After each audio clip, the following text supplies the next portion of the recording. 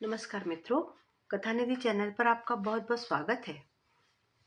हम लोग पढ़ रहे थे शिवानी जी का लिखा हुआ उपन्यास जिसका नाम है कृष्णकली। प्रस्तुत है उपन्यास का 7वां भाग। मैं उम्मीद करती हूँ कहानी सुनने में आपको बड़ा रस आ रहा होगा, कहानी आपको अच्छी लग रही होगी तो लाइक और अपने मित्रों के साथ शेयर जरूर करिएगा। साथ ही आपकी कहानी के प्रति राय मेरे लिए बहुत मायने रखती है, तो कमेंट बॉक्स में अपनी राय जरूर लिखिएगा और चैनल पे नए हो तो चैनल को सब्सक्राइब भी जरूर कर लीजिएगा। तो चलिए शिवानी जी के जादुई संसार में, जहाँ का हर एक पात्र बड़ा जादुई सा लगता है। कृष्णकली भाग 7। लो, आ गई कली। अभी अभी तेरी बातें कर रहे थे। बड़ी लंबी उम्र है तेरी। ये है मेरे बड़े दामाद दामोदर, और ये छोटे हैं नवीन। यह जया है। माया तो पता नहीं कब लौटेगी। बड़ी नम्रता से झुककर कली ने भरतनाट्यम की नर्तकी की सी मुद्रा में नमस्कार किया और अम्मा के पास कुर्सी खींचकर बैठ गई। मैं अभी इनसे यही कह रही थी कि इन 3 महीनों में कली मुश्किल से 1.5 महीना मेरे पास रही होगी। फिर भी मुझे लगता है जैसे बरसों से मेरे साथ रही हो। अम्मा पान का बीड़ा मुंह में गुलगुलाती बड़े अपनत्व से कली की पीठ थपथपाती कहने लगी। और इस भगोड़ी का ये हाल है कि जब देखो तब हवाई बैग कंधे पर लटकाए चिड़िया सी उड़ने को तैयार। लगता है आज फिर उड़ने जा रही हो। क्यों बेटी? नहीं अम्मा। कली हंसी। अपनी एक ही हंसी के घातक प्रहार से उसने अम्मा के दोनों ठसकेदार दामादों को ढेर कर दिया। यह समझने में उसे देर न लगी। उसने आश्वस्त होकर अब अपना दूसरा प्राणघातक अस्त्र छोड़ा। विलंबित स्मित के दर्पण में वह जानबूझकर दोनों आकर्षक गालों के गढ़ों की चमक से दोनों पुरुषों की आंखों को चौंधियाने लगी। इस बार उड़ नहीं रही हूँ अम्मा, ट्रेन से ही जाना है। कब लौटेगी? पता नहीं अम्मा। मेरी इस बेतुकी नौकरी में तो हमेशा जाना अपने पैरों का होता है और लौटना पराए पैरों का। अम्मा के बड़े दामाद दामोदर प्रसाद कली को आंखों ही आंखों में पिए जा रहे हैं। यह शायद उनकी तुरक मिजाज पत्नी ने देख लिया था। क्यों जी, आज नहाना धोना नहीं है क्या? अम्मा भला कब तक तुम्हारा खाना लिए बैठी रहेंगी? जया का रूखा कंठस्वर सुनते ही कली ने पल भर में भाप लिया कि उसकी अनुपस्थिति में मातृगृह में अचानक टपक पड़ी सुंदरी कली को देखकर जया जी निश्चय ही प्रसन्न नहीं हुई है।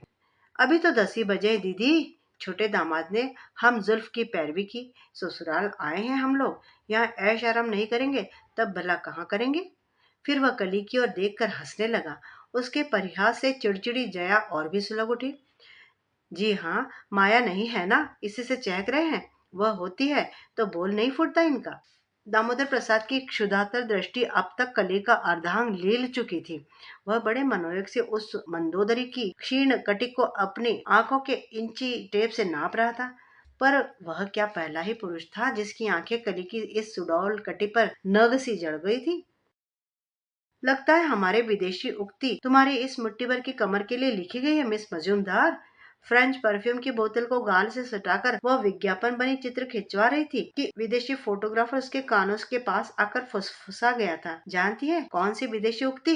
You should always hold a bottle by neck and a woman by her waist. आज दामोदर प्रसाद को उसी उक्ति के मुंह पुनरावृत्ति करते देख कली मन ही मन हंसने लगी। यह टीनेजर पुत्री का पिता है, कौन कहेगा? और जो हो, अम्मा ने दामाद खूब कस-कस कर छांटे थे।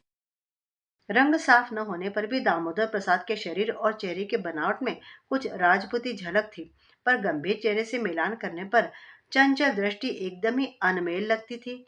लगता था स्वभाव से यह व्यक्ति ऐसा नहीं था जैसा वह बनने की चेष्टा करता रहता था। एक अनुसंधानी दृष्टि का फोकस ही उस कच्चे धागे से बंधे मुखौटे को बड़ी सुगमता से उतार सकता था।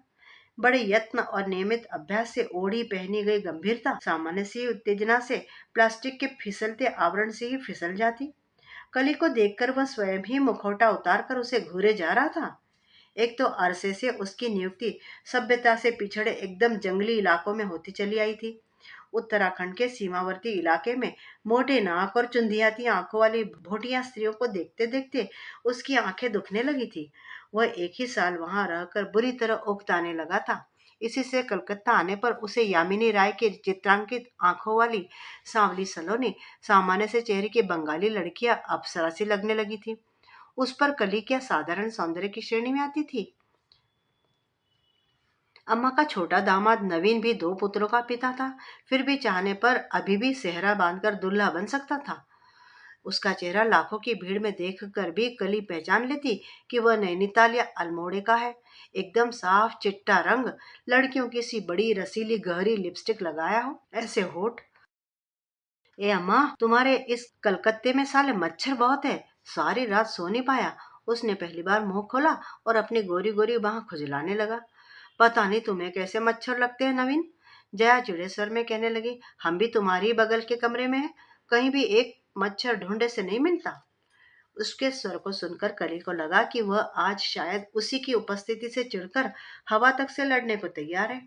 कली ने पहली बार उसे ठीक से देखा।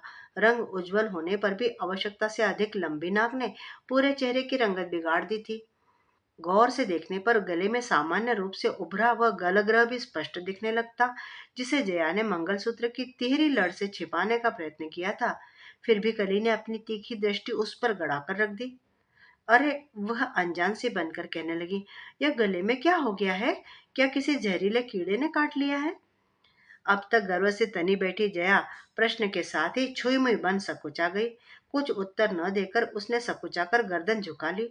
अम्मा ने अस्वाभाविक चुप्पी भंग की। न जाने कहां से यह गलग्रह इस साल इसके पीछे लग गया है। असल में जहां दामोदर की नौकरी है, वहां के पानी में सुना है आयोडीन की भारी कमी है। इसी का इलाज कराने तो यहाँ आई है। ओह!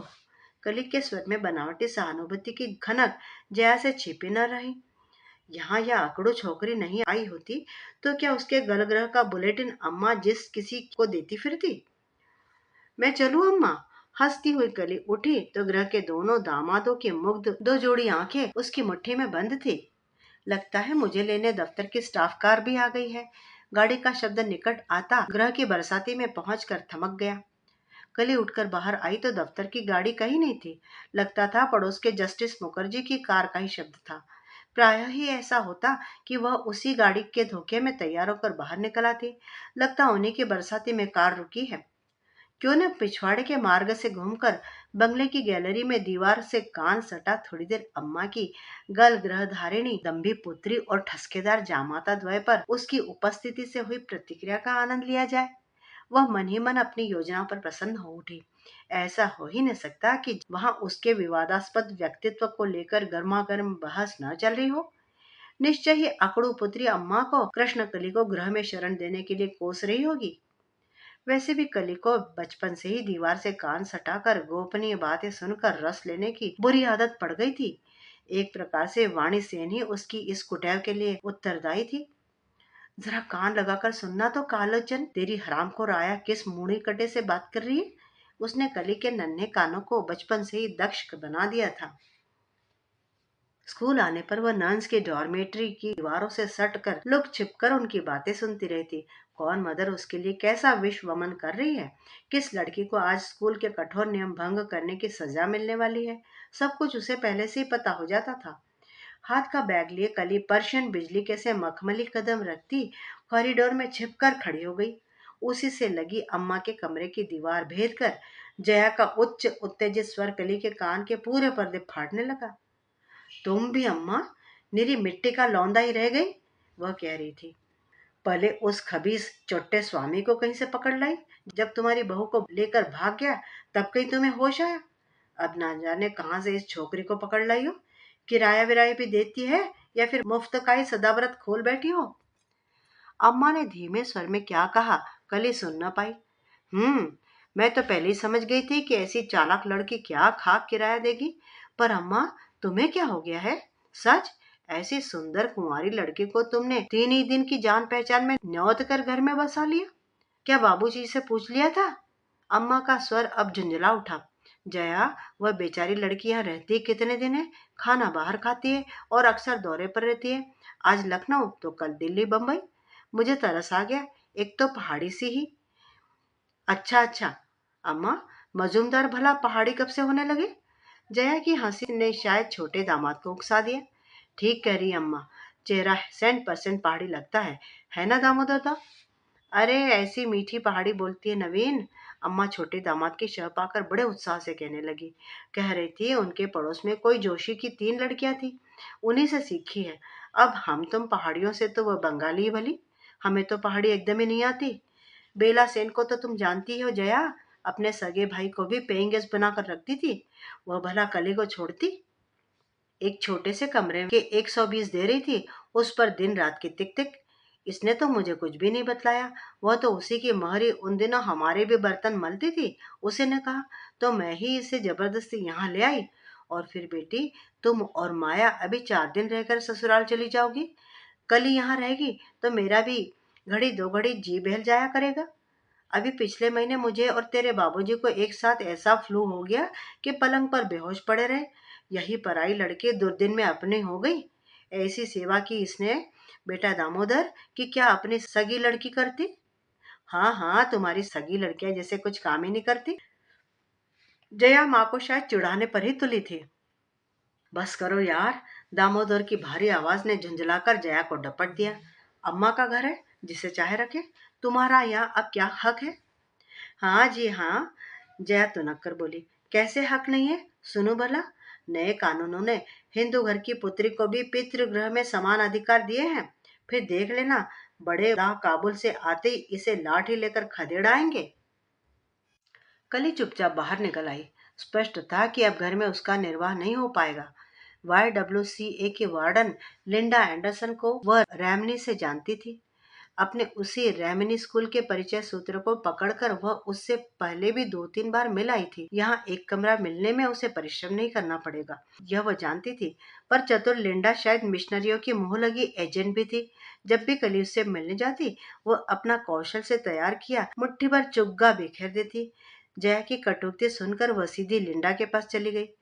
बहुत पहले तुमसे मैंने एक कमरे के लिए कहा था लिंडा, क्या अब भी मुझे वह कमरा दे सकोगी? कुछ खिसिया कर ही कली ने पूछा। पहली बार बड़ी उदारता से दिए गए कमरे को वह स्वयं ही ठुकराई थी, इसलिए खिसिया गई थी। दे क्यों नहीं सकती डार्लिंग? उसने हंसकर कहा। पर मेरी बात पर विचार क्यों नहीं करती? क्रिश्चियन बन जाओ और एक साथ तुम्हें कई सुविधाएं उपलब्ध हो जाएंगी। हर साल हमारा मिशन कई प्रतिभाशाली छात्राओं को इंटरनेशनल लिविंग स्कीम में बाहर भेजता है। तुम में जन्मजात प्रतिभा है, चाहो तो फ्रांस के अच्छे फैशन स्कूल में शिक्षा पा सकती हो। रहना खाना पीना सब किसी विदेशी परिवार के साथ, और भाग्य अच्छा रहा तो you can always hook someone. ठीक ही कह रही थी लिंडा। न उसे पिता का पता था, न माँ के कुलगोत्र का। क्या कोई भी निष्ठावान हिंदू परिवार उसे कभी घर की बहू बनाने को तैयार होगा? माता पिता दोनों कुष्ठ रोगी, पली चकले में और वेश्या का स्तनपान किया। वाह, क्या बढ़िया क्रेडेंशियल्स थे। कली को भी कभी कभी हंसी आती और कभी चित्त में उमड़ते तीव्र विद्रोह की तरंगे उसे उद्वेलित कर देती। जिस परिवार में 3 ही महीने रहकर वह अपने को बहुत अंशों में उसकी मर्यादा के अनुकूल बना चुकी थी, उसी का ज्येष्ठ पुत्र अब उसे लाठी लेकर खदेड़ने चला आ रहा था।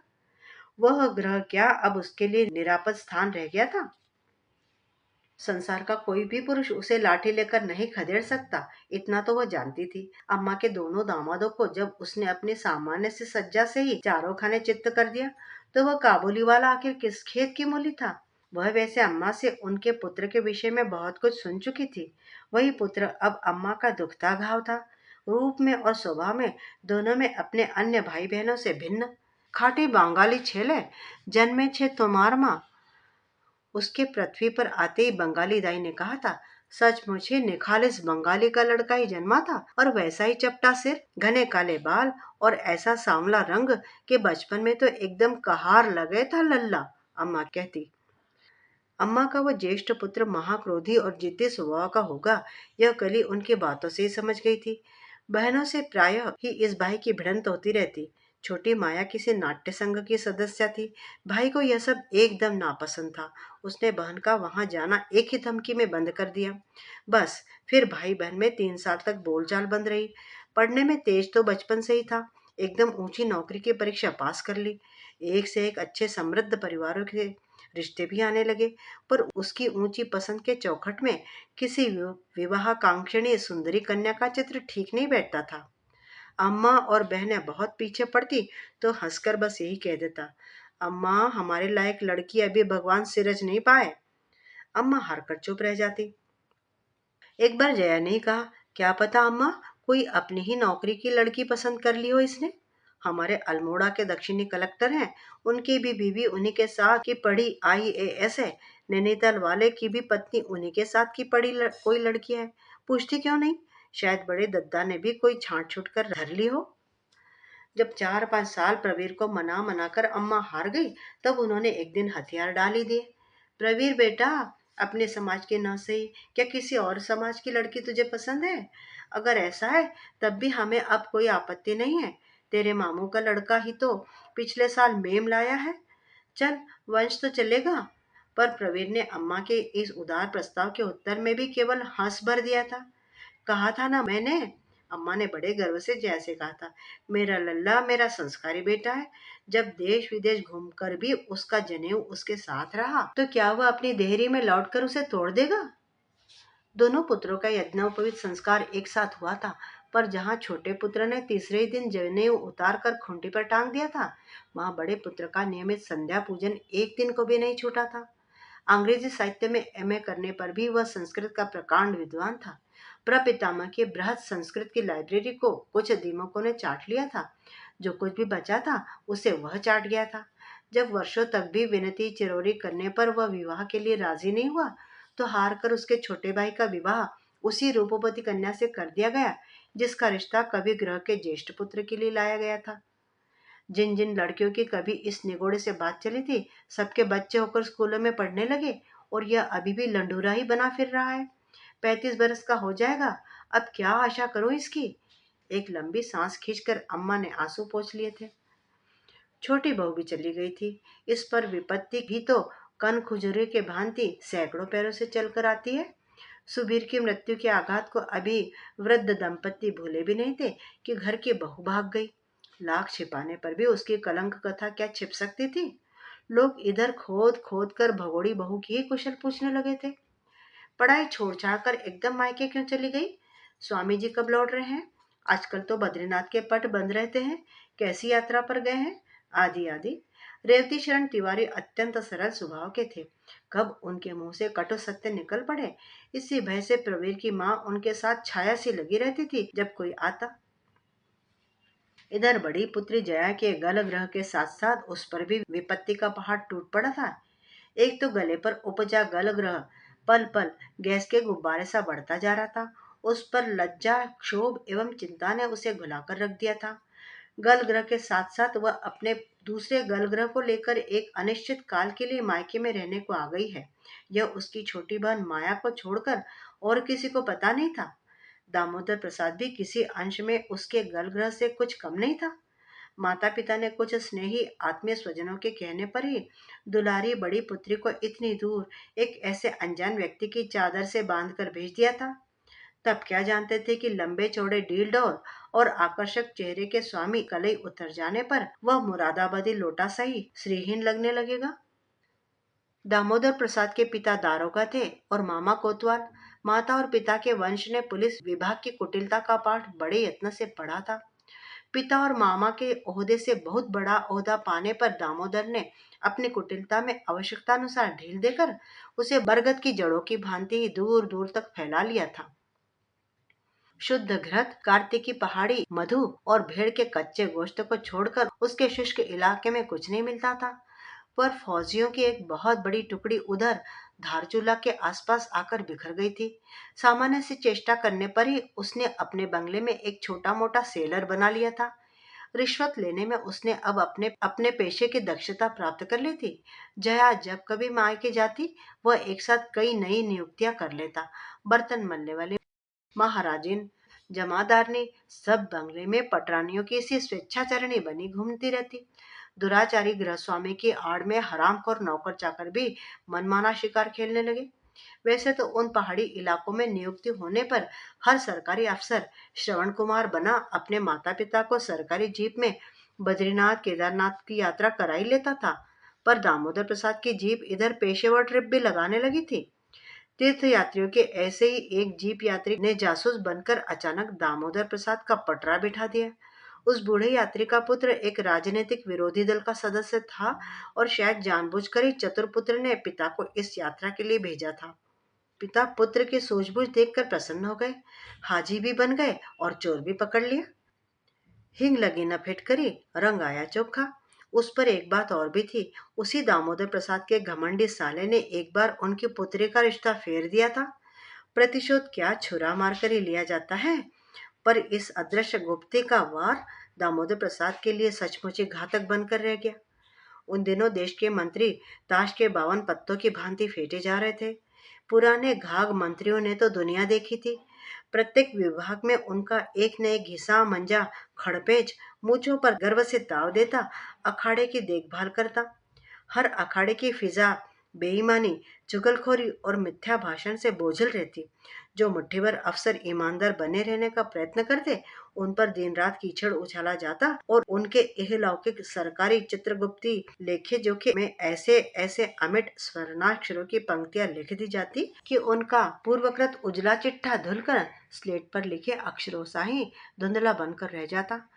यदि उन्होंने फिर भी सत्य एवं सदाचरण का दुस्तर पथ नहीं त्यागा, तो उन्हें विभाग के यमदूत प्रांत के अनचाहे कुंभीपाक में सड़ने डाल सकते थे। गोरखपुर, गोंडा या बलिया। प्रजातंत्र की व्याख्या यदि कहीं साकार हो पाई, तो इन्हीं सरकारी विभागों में। द्वार पर चपरासी ऊँगता रहता, कुर्सी पर अफसर। दामोदर प्रसाद की उन दिनों और बन आई थी। कुछ ही दिन पूर्व वह अपने अफसर के माता पिता, सास ससुर सबको बद्रीनाथ केदारनाथ घुमा ही नहीं लाया, उनके साथ प्रचुर मात्रा में शुद्ध घृत, शहद और 8 ऐसे मोटे मोटे पहाड़ी थुलमे पहुंचाया था, जिन्हें ओढ़कर साहब का पूरा परिवार कम से कम 28 जाड़े काट सकता था। साहब उससे बहुत ही प्रसन्न होकर गए थे। एकांत में उसे बुलाकर उन्होंने आश्वासन भी दिया था, अब तुम्हें इसी साल कहीं का बड़ा चार्ज देकर भेज देंगे। हमारी सास तुमसे बहुत खुश है। दामोदर मूछों ही मूछों में मुस्कुराकर कृतज्ञता से दोहरा हो गया था। वह चतुर अफसर जानता था कि प्रभु को प्रसन्न करने से पहले अब उनकी सास को प्रसन्न करना अधिक फलदायी है। उसकी पिछली पदोन्नति के लिए भी उसे डीआईजी की सास ने ही आशीर्वाद दिया था। जब कहीं बासमती का एक दाना भी ढूंढे नहीं मिल रहा था, तब हनुमान की भांति उड़ता पूरा पर्वत ही हथेली पर धर लाया था वह। बुढ़िया के चरणों में उसने 4 मन ऐसी बासमती एक साथ उड़ेल कर रख दी कि जिसका एक एक दाना शमातुलंबर की सी ही सुगंध से साहब की पूरी कोठी सुवासित कर देता।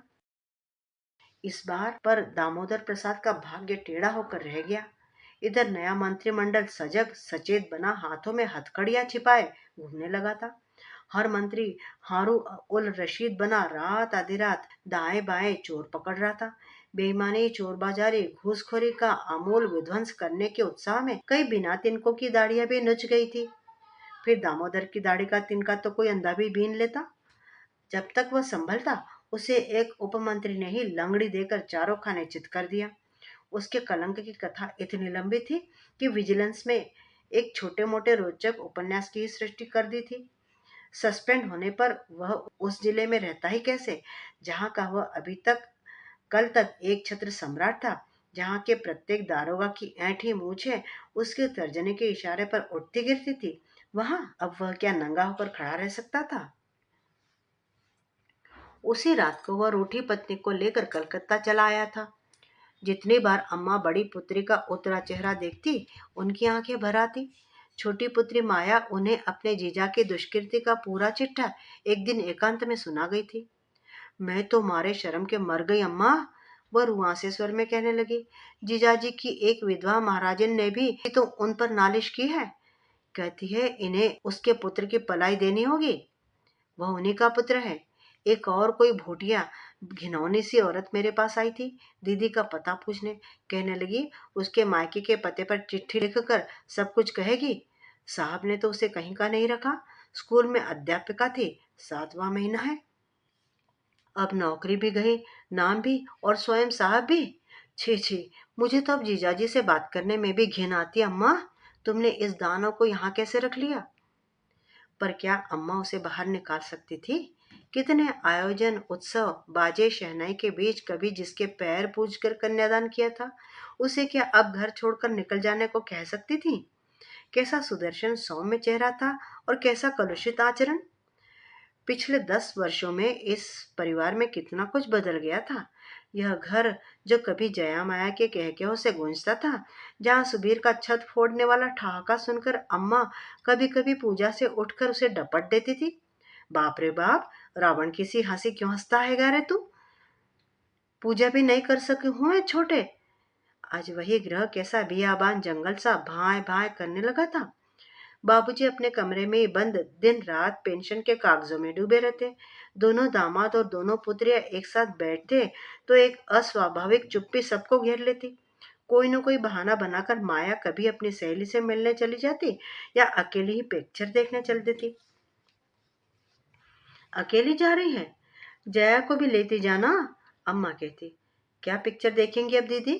अभी तो वह यहीं रहेंगी अम्मा। देखती रहेंगी। मैं तो 15 दिन में चली जाऊंगी। और मुंह फट माया सचमुच पल्ला झाड़ कर चली जाती। कई बार अम्मा दामोदर प्रसाद से पूछना चाहती, क्या सचमुच ही अब उनकी नौकरी छूट गई है? क्या कोई केस वे चल रहा है? पर जया प्रायः घर पर ही रहती थी और उसका सूखा मुंह देखकर अम्मा को फिर कुछ पूछने का साहस न होता।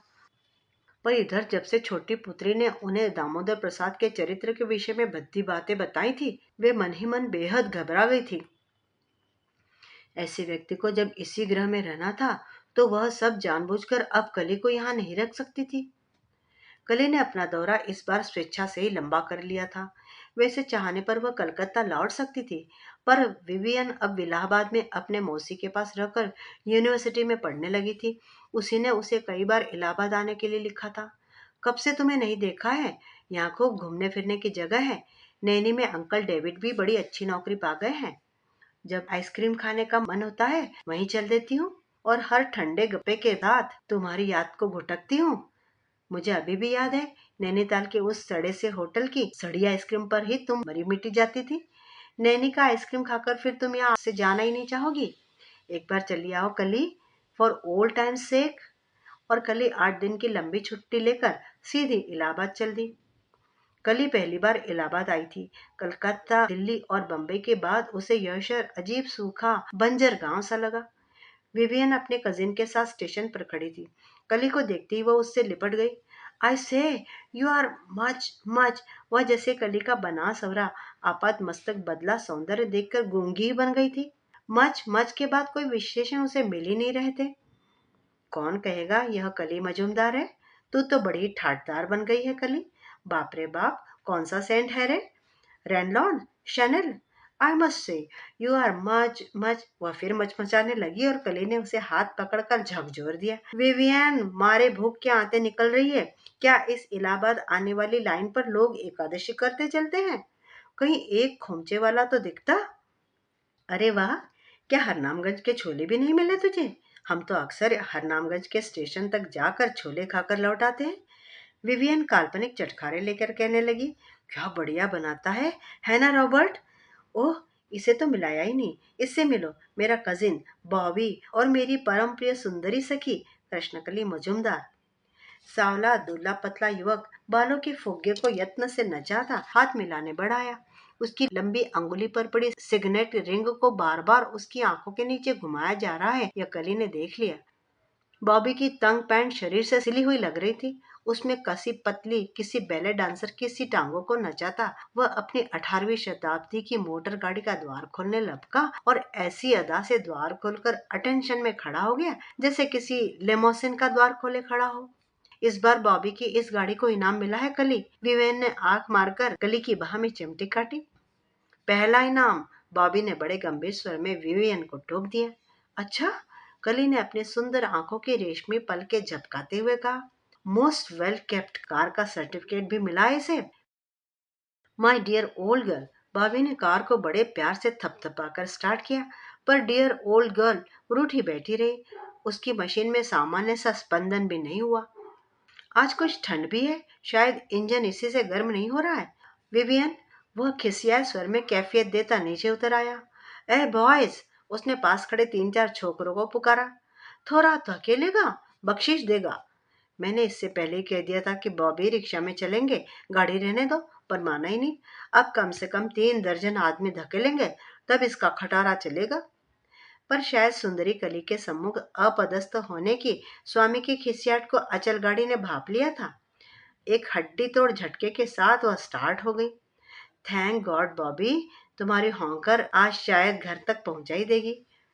ऐसी बात तो नहीं है मिस। और बॉबी ने शायद कली पर अपने रौब का सिक्का जमाने को हॉन्कर की स्पीड अचानक तेज कर दी। कली कभी सकरी और कभी आश्चर्यजनक तेजी से प्रशस्त बनती जा रही इलाहाबाद की बहुरंगी सड़कों को देखते जा रही थी। कभी गंदी झोपड़ियों के झुरमुट के सम्मुख बंदी कीचड़ गोबर से सनी भीमकाय भैंसे जुगाली करती दिख जाती। कभी चमचमाती आलिशान अट्टालिकाओं की बरसाती में खड़ी रैमल और नई फेट गाड़ियां चमचमाती। बस अब हम पहुंच ही गए हैं, वह रहा आंटी का बंगला, विवियन ने कहा। बॉबी कुशल चालक की मुद्रा में केवल बाएं हाथ की कोहनी से व्हील को साधे झुककर सिगरेट जला रहा था। साथ ही पार्श्व में लगे नन्हे दर्पण के माध्यम से कनखियों से कली को भी देखता जा रहा था। उसके सर्वथा बनावटी व्यक्तित्व की क्षणिक झलक कली ने भी उसी दर्पण में देख ली। किसी विदेशी चलचित्र के नायक की उस मुद्रा को बॉबी ने बड़े यत्न से कंठस्थ किया होगा, यह वह मन ही मन समझ गई। ओह, आई होप आंटी नहा धोकर तैयार हो गई होंगी। उन्हें नहाने में भी तो पूरा दिन लग जाता है, विवियन ने कहा। बॉबी ने एक साफ सुथरे बंगले के सामने गाड़ी रोक दी और फटाक से गाड़ी का द्वार खोलकर फौजी कदम रखता एक बार फिर अटेंशन की मुद्रा में खड़ा हो गया। बड़ी साफ सुथरी कॉलोनी है। कलकत्ते में तो हम आध गज आसमान की झलक देखने को ही तरस जाते। कली ने प्रशंसापूर्ण दृष्टि से आंटी के बंगले को परख कर कहा। जी हाँ, यू आर राइट। बॉबी जैसे अब तक बातें करने को छटपटा रहा था। कलकत्ता में भी मैं काफी रहा हूँ। यहाँ तो सब एंग्लो इंडियन परिवार रहते हैं। वैसे आंटी का बंगला शायद इस बस्ती का सबसे पुराना बंगला है, पर लगता एकदम नया है ना? कली के गृह प्रवेश के पूर्व बॉबी महा उत्साह से अपने बंगले की सरस भूमिका बांधता उसे भीतर ले चला। बंगला छोटे होने पर भी सचमुच पूरी कतार में सबसे आकर्षक लग रहा था। घोड़े की नाल के आकार के बने बरामदे में 3-4 रंग बिरंगी सूप के आकार की कुर्सियां पड़ी थी। इन्हीं के बीच एक बाबा आदम के जमाने की वैसी ही आराम कुर्सी लगी थी जैसी प्राय रेलवे वेटिंग रूम में धरी रहती है। उस पर धरे नीले छींट के त्रिकोणी कुशन को ठीक करके विवियन बोली, ले तू यहाँ बैठ, मैं देखती हूँ आंटी ने नहा लिया या नहीं। सहसा ठंडी हवा के झोंके के साथ ही मौलसरी की खुशबू से बरामदा भर गया। वाह, कितनी बढ़िया खुशबू आई। पास ही में कहीं मौलसरी का पेड़ है शायद। कली ने नथुने भींच कर क्षण भर आकर अलोप हो गई सुगंध को सूंघकर कहा। जी हाँ, बॉबी मोड़ा खींचकर उसके पास खिसकाया। 3-3 पेड़ है। कभी कभी तो छोटे छोटे फूलों की चादर ही सी बिछ जाती है। कली उसके उत्तर को बिना सुने ही दीवार पर लगे बारहसिंगा के निर्जीव मुंडों को देख रही थी। उनकी सींगों पर किया गया काला वार्निश ऐसा चमक रहा था जैसे अभी अभी कोई ब्रश फेर कर गया हो। यह सब कॉर्बेट की आंटी को दिए गए उपहार है। आंटी के परम मित्र थे कॉर्बेट। उनके मारे मैन ईटर के बग नखों का एक दर्शनीय नेकलेस भी है आंटी के पास। उसकी अनवरत बकर बकर से कली का सर दुखने लगा था। एक तो रात भर सो भी नहीं पाई थी, उस पर भूख के मारे आंतें कुलबुला रही थी। ये लो, विवियन चप्पल फटफटाती पूरे बंगले की परिक्रमा करके फिर उसके सम्मुख खड़ी होकर हंसने लगी। हमारा सारा बंगला ढूंढा है कि आंटी कहाँ है, और आंटी तो सामने लेटी सन बात ले रही है। हरी धूप से संवरे मखमली लॉन में एक इंद्रधनुषी विराट छाते के नीचे पिकनिक मैट्रेस पर साधुओं की सी 2 गिरह की लंगोट और पट्टी सी पतली कंचुकी में विवियन की पूतना सी आंटी आंखों पर धूप का चश्मा लगाए चित्त बड़ी सूर्य स्नान ले रही थी। बॉबी, विवियन ने बॉबी का हाथ पकड़कर उठा दिया। अभी तो आंटी नहाई भी नहीं, उनके सनबाथ का ही रिचुअल चल रहा है। तुम जाकर साइमन से कह दो हाजिरी लगा दे, कली बेचारी बहुत भूखी है। आंटी की भूधराकार देह देखकर कली सहम गई। यह औरत थी कि गेंडा। एक तो शायद आंटी के धराशायी होने की विचित्र मुद्रा में उनका बेडौल मोटापा किसी अटे सटे सीमेंट के फटे बोरे से झरे सीमेंट की भांति जमीन पर गिरकर चारों ओर फैल सा गया था। दोनों मोटी मोटी बाहों और पुराने बरगद के मोटे तने से पुष्ट टांगों को फैलाए वे किसी मोटर के पहिए के नीचे पिचकी मोटी मेंढकी सी ही अचल पड़ी सनबात ले रही थी। इधर आंटी स्लिमिंग के चक्कर में है। विवियन ने शायद कली की आश्चर्यचकित सहमी दृष्टि के चोर को पकड़ लिया था। एक तो हाई ब्लड प्रेशर है, उस पर यह मोटापा। डॉक्टर का कहना है कि कभी यही मोटापा उनके प्राण ले सकता है। पर आंटी को वीकनेस ही खाना है। दिन भर सब्जियों का पानी पीकर काट लेंगी, पर शाम को हम सबके नजर बचाकर क्वालिटी में बैठ एक साथ 1.5 दर्जन पेस्ट्री खा लेंगी। इसी बद परहेजी से तो इस हफ्ते आंटी ने अपना वजन फिर 3 पाउंड बढ़ा लिया। चल तू हाथ मुंह धो ले, तुझे तो बहुत भूख लगी है ना। सचमुच ही भूख के मारे कली के प्राण कंठगत हो आए थे। गुड़िया के घरौंदे से छोटे छोटे कमरों की सज्जा देखकर कली अपनी भूख और थकान भूल गई थी। यह मेरा कमरा है, यही मैंने तेरा पलंग भी लगवा लिया है। कितना मजा आएगा कली। विवियन ने उसे खींचकर अपने गुदगुदे पलंग पर बिठा दिया। ठीक जैसे रैमनी की डॉर्म में पहुंच गई हूँ। पता नहीं तू क्यों कलकत्ते चली गई, मैं तो कहती हूँ फिर यहीं चली आ। तू मेरी आंटी से मिलेगी ना, तो फिर कभी इलाहाबाद छोड़कर जाने का नाम ही नहीं लेगी। ले, लगता है आंटी आ गई। अधलेटी कली संभल कर बैठ गई। ओह माय डियर, क्या ताकत है सूरज में। लग रहा है एक बार 16 साल की हो गई हूँ मैं फिर से। मुस्कुराती हुई आंटी द्वार पर खड़ी थी। अच्छा, यह है तुम्हारी कली। वाह, एकदम वही नक्शा है जो जवानी में कभी हमारा था। एक लंबी सांस खींचकर आंटी ने कली के आकर्षक अंगों पर अपनी मुग्ध दृष्टि का फोकस ऐसे बांध कर रख दिया कि जो कली कभी पुरुषों की ऐसी प्रशंसात्मक दृष्टि को भी अपने धृष्ट स्वभाव की ढाल से झेल लेती थी, वह आज एक स्त्री की ही मुग्ध दृष्टि के वार के नीचे शर्म से लाल पड़कर रह गई। 34, 19, 36, आई कैन बैट, यही इस नक्शे का मापदंड होगा।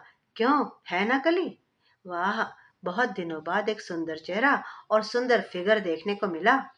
बड़े बड़े गुलाब बने ड्रेसिंग गाउन में आंटी की विराट देह और भी चौरस लग रही थी। विवियन बेटी, आंटी कहने लगी, आज मैं देर में नहाऊंगी। चलो पहले नाश्ता निपटा ले, कली तो भूखी होगी। खाने के कमरे की चमकती मेज के सिरे पर सबसे चौड़ी कुर्सी पर आंटी बैठती कहने लगी, अपनी इमारत की पूरी लंबाई चौड़ाई का क्षेत्रफल देखकर मैंने ये कुर्सी बनवाई है कली।